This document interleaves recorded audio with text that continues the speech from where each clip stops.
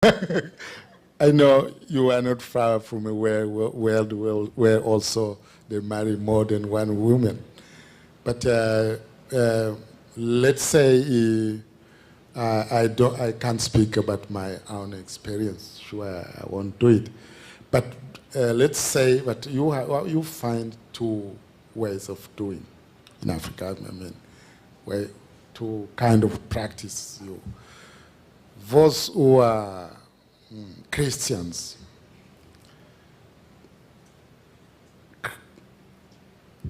in practice, they can't have two wives. They can't. But in the tradition, can they have three? No, I mean, no, they cannot have more than one wife. I think this is the best way of putting it. Now, in the tradition, I remember my grandfather had 6. But not bad. But I think the life today is dictating a different way of behavior. First, due to the education, due to economic difficulties, because this trend was also part of the economy the traditional society has. Women were considered as manpower. So you should have as many as possible. You have labor force for your fields. It's no longer the case today. It's no longer the case today.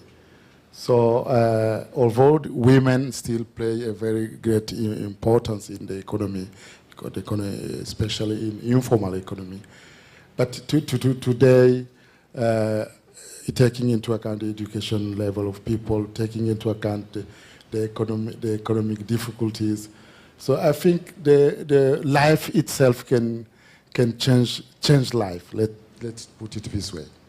Yeah, but I have traveled a fair amount in Africa, particularly in West Africa.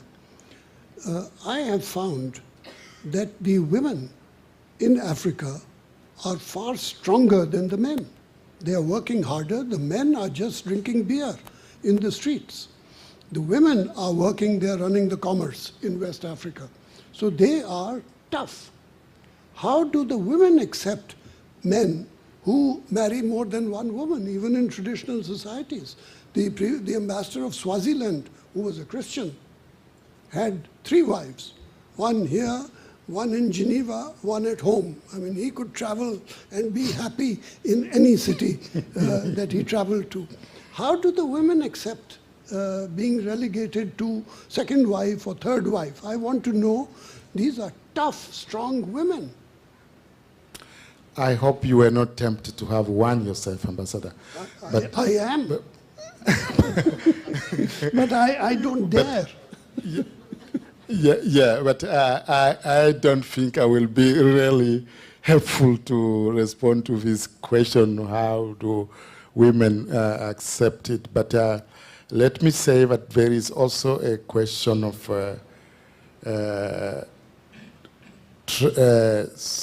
some traditions which still exist in African societies.